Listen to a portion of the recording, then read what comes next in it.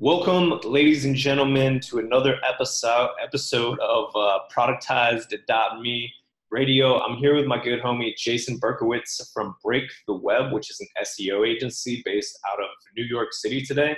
Jason, thank you so much for being here. It's a pleasure to have you, man. Thank you, Tommy. It's a real pleasure to be here as well. Awesome. I was super excited to speak with you. We got introduced through our mutual friend, Andrew Caluso, a couple weeks ago, maybe a few weeks ago, and we were finally able to connect and understand a little bit of each other's backstories. And yours was really fascinating. And I think there's a lot of value in your journey to be shared with other people. So that's kind of where I want to start today. I know you got your background. You got started in digital marketing and entrepreneurship in a sort of a roundabout way. And it actually started with personal training. So let's start there, and then we can talk a little bit about your journey in terms of how you got to where you are today. Yeah, so my journey into digital marketing was kind of based on the fact that I had a need that I needed to fulfill, and I couldn't afford to hire the specialist.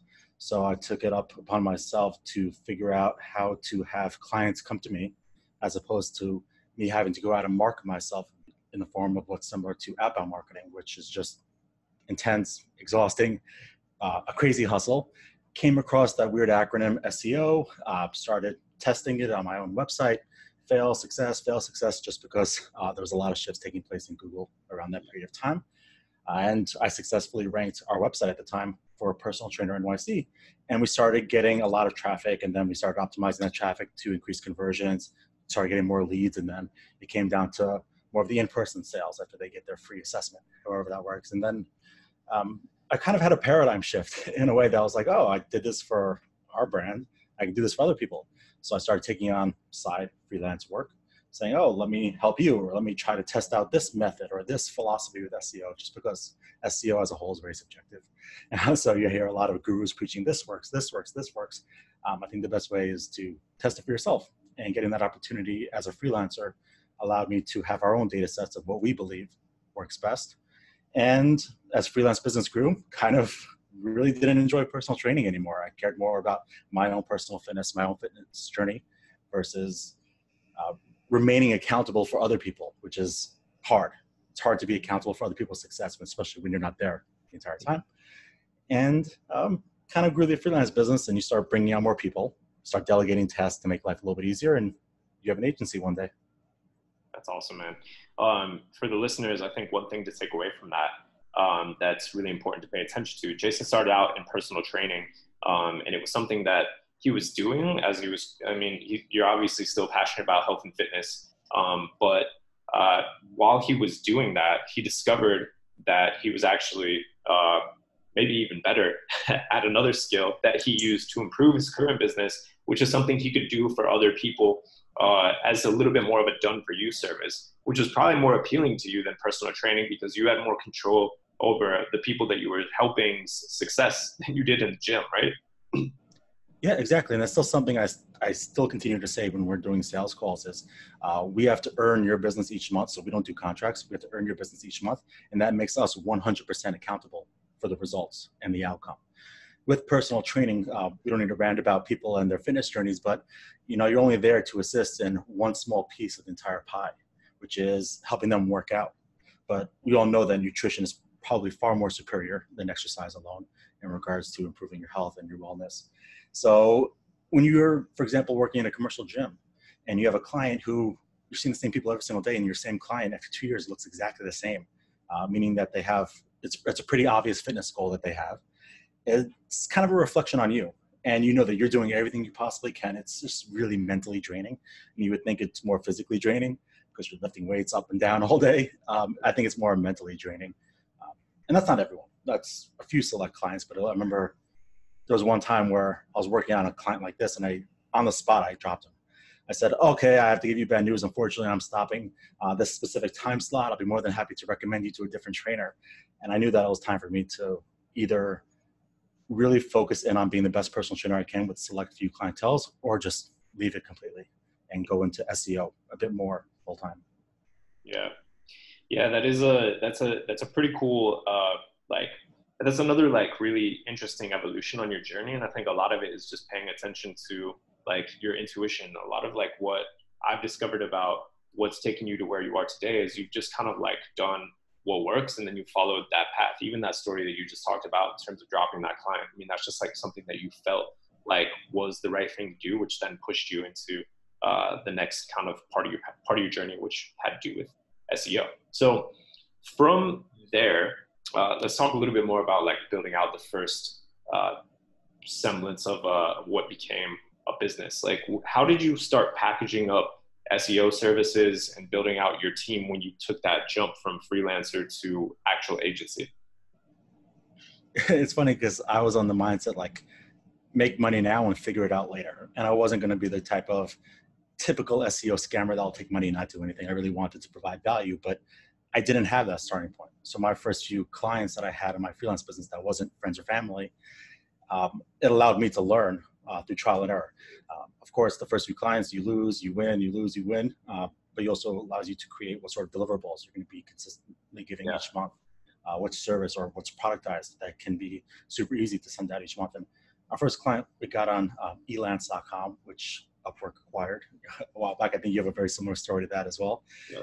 And it was a disaster, so to speak, not because we weren't providing services, but because from my time, I was too readily available to the client. B, the execution process was not something that I can easily showcase as what's taking place each month. And it was quite the learning curve. And as I grew up speaking with other people that were not specialists in SEO, but more so agency consultants or marketing consultants and how they go about delivering work and showcasing work, we're able to fine tune our systems and our deliverables to kind of meet a professional standard. And it's still continuously improving even at this moment. Okay. Two interesting things that you mentioned there that I'd like to touch on. So like when you started working on projects for other people, did you hire out other team members to help you with the work right away, or did you do it all yourself? It was all me. So I was working out of Panera Bread. I was working out of, I forgot, Five Guys, Starbucks, the usual typical entrepreneurial hotspots, so to speak. And it was all done by me. I wanted to make money for myself, a little bit more money than I was making as a personal trainer. And that was my initial goal. So if I'm trading in, I learned the hard way, if I'm trading in my time for money, then that seemed good. Yeah. Just because I didn't have to pay anybody. It was just my time I was spending. Yeah, that's like a very pivotal part of the entrepreneurial journey as well. Is like if you can at least buy yourself that freedom and like give yourself a job where you're at least trading your own time for money, that still feels a lot better than being pinned to like set hours in the gym. There's a little bit more of a flexibility with personal training than other jobs, but it's still like it's still a bit of a trap. Yeah, and it was a lot of hours just because I was also running a personal training business at the same time. Yeah. And when I wasn't training, which was typically midday, because I would work early in the mornings and at nights when people before work and after work. And when I'm not doing that, it would be up till maybe 1 a.m. Just trying SEO, trying to do something. I don't even remember what I was doing at the time, but I was just messing around, trying to get those 10,000 hours, as they say, to become an expert in something. That's a good lesson too, is like a lot of times, I think when you start working on stuff like this, like looking back, I mean, I didn't know what I was doing either. And I wasn't even working on a skill set. I was just like messing around on freelance sites, trying to apply to jobs and then figuring out like people to do the work. But over time, I acquired like a lot of skills, and some of that stuff just kind of shows up magically. So I think just following your intuition like you were doing and just kind of banging around until something happens is a huge lesson, because like I think one thing that holds a lot of people back from starting businesses like this in the first place, or taking the next step to go from like freelancer to agency and then actual kind of like entrepreneur and removing yourself from the process, is just the fact that they don't feel like they know what they're doing. It doesn't matter if you don't feel like you know what you're doing, like just do something. Like action at the beginning is the most important thing.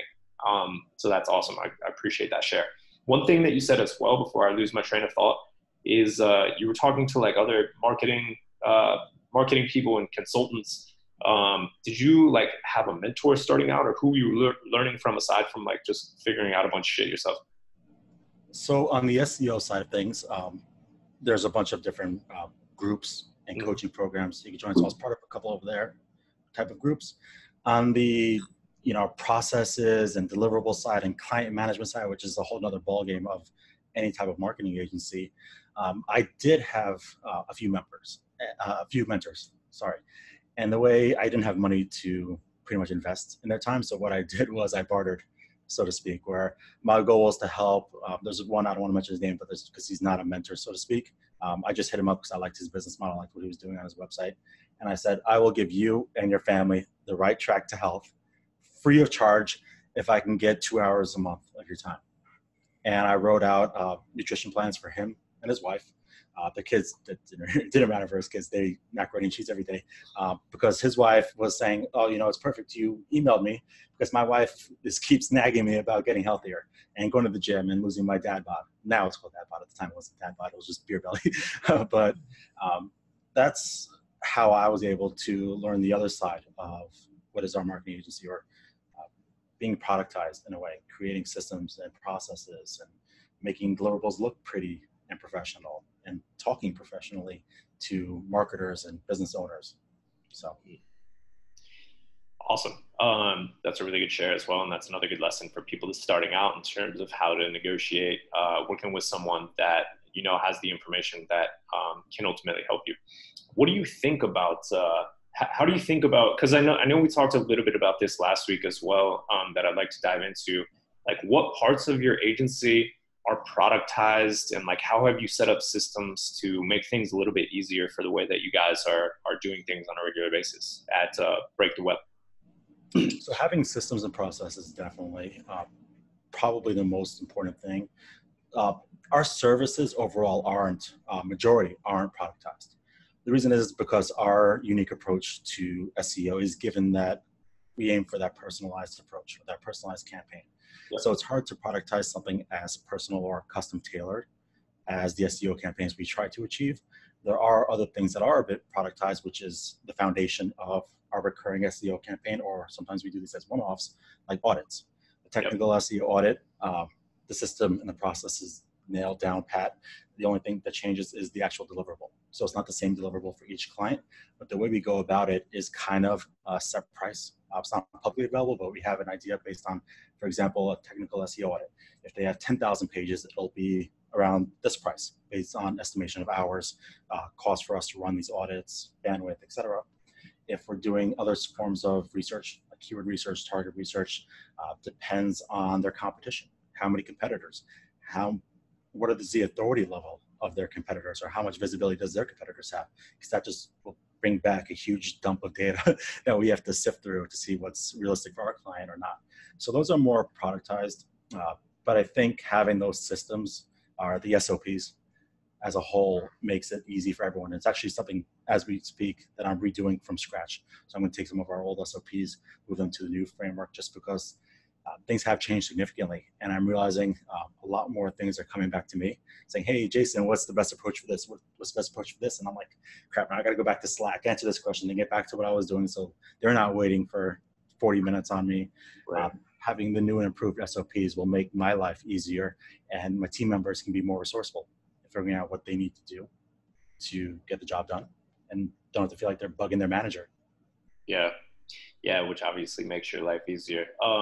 In terms of SOPs, like how have you built those out? Because like a lot of people that I talk to, and like through my personal experience as well, like when I first started out and I heard about systems and processes and SOPs, like I started just spending days like trying to write them before like actually hiring someone to like do the work. And then as I got a little bit more experienced, I found the process to be a lot more dynamic than laid out in some, maybe a lot more dynamic than maybe we think about processes at first. Like when I hired someone, it was easier to like just have them start doing stuff and then kind of document the process with them versus like doing it before. Like how have you found that?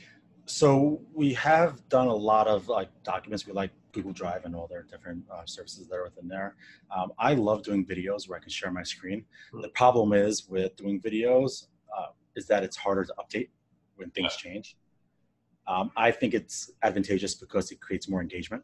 So even if it's a team member, they're not going to want to read a 6,000 word document. But if I can rant about a specific topic for 10 minutes on video where they might see my screen, they might see my face in the corner, I think it might add to another level of engagement where they'll probably more thoroughly understand. And again, on the other hand, with videos, it's easy to miss certain points. So I think each has its own pros and cons. We use a mix of docs and videos, and we house all of it in Notion.so. You ever heard of Notion?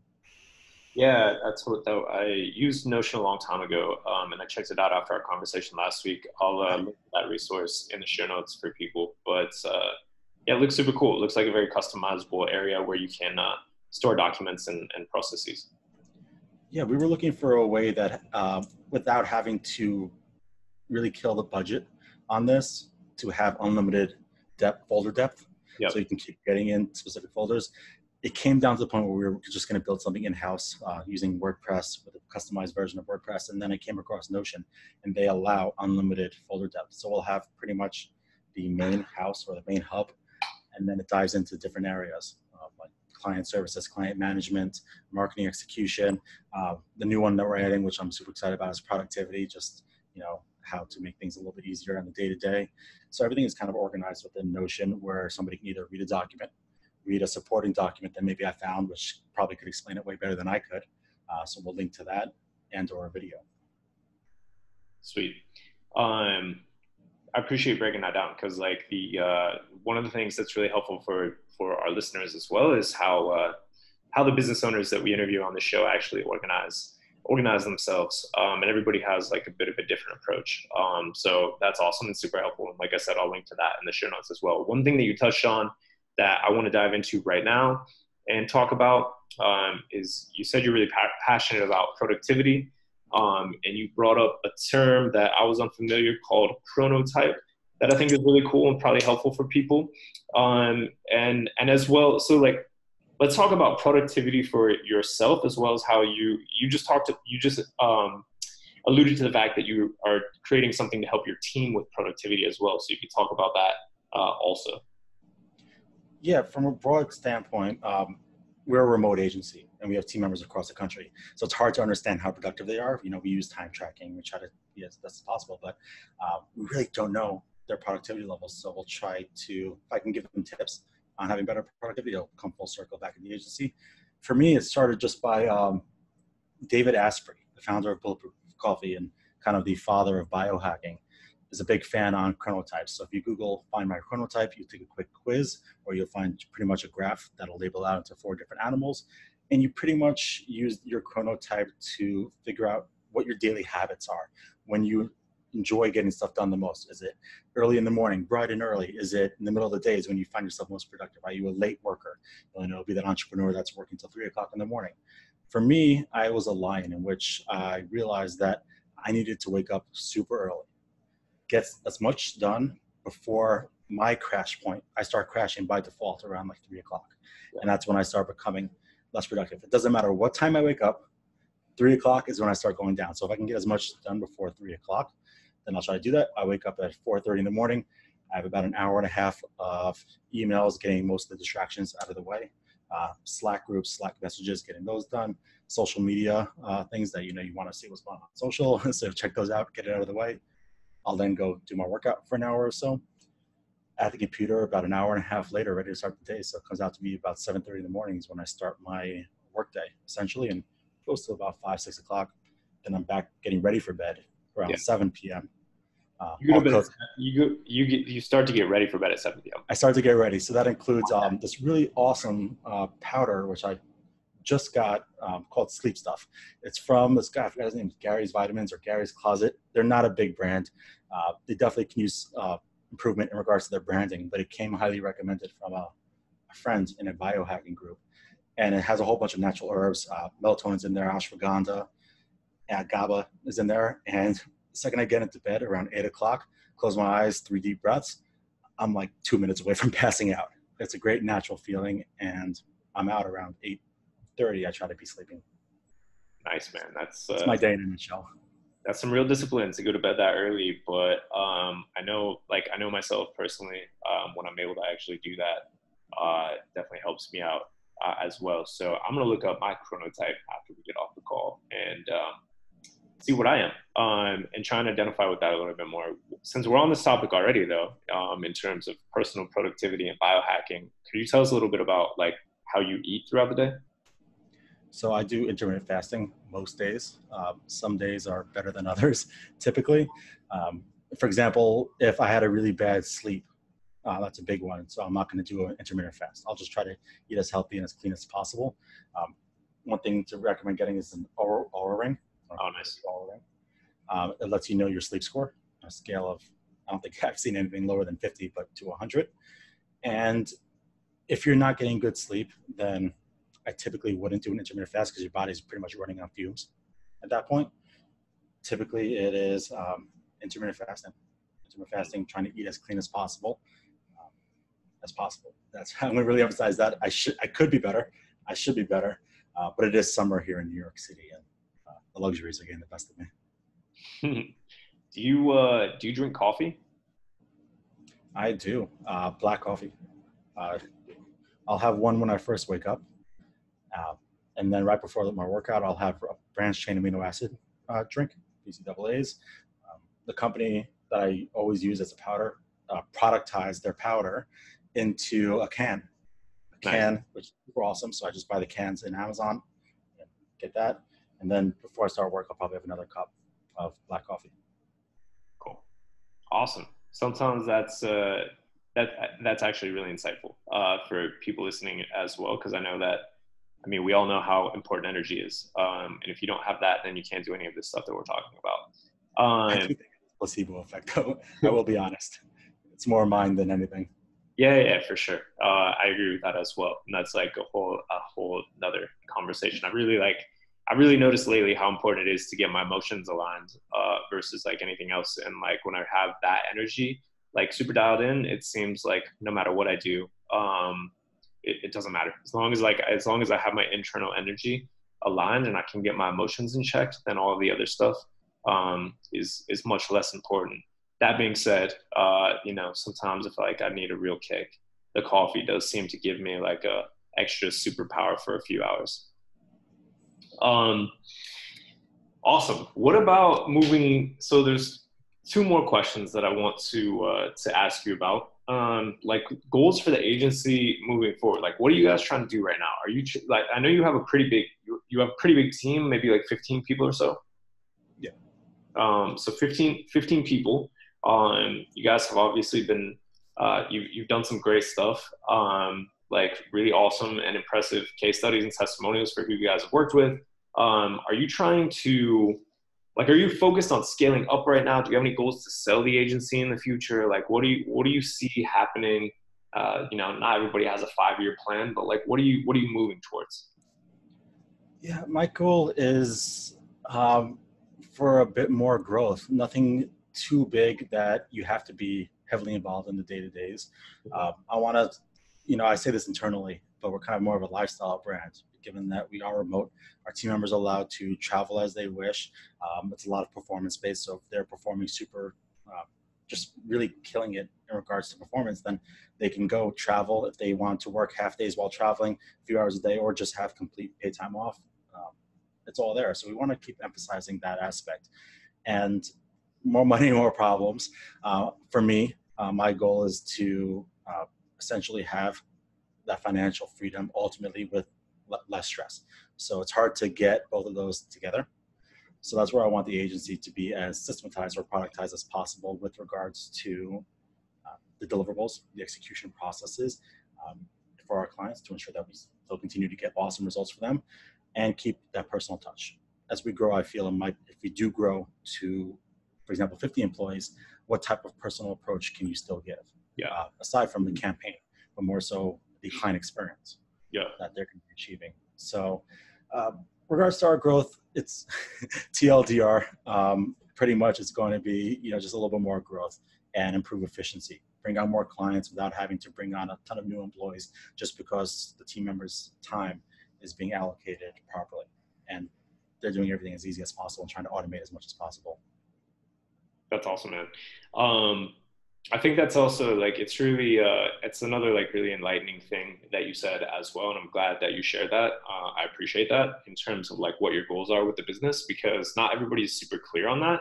But I think getting clear on that from the beginning is really important. And you might not be clear on it right away after working for a couple years in this space. You might start to figure it out a little bit more. But I mean, you can run a successful life as a high paid freelancer. You can do one-off individual projects as sort of an agency with a small team. You could scale up a little bit, kind of to be where you guys are at right now, or you could build out a completely productized service, which might have like less of an emphasis on like custom approaches for every person that you're working with. But there's a million different ways to do this. You don't have to productize, but I think you really have to understand who you are and what you want, and then develop that. So thank you for that share, man.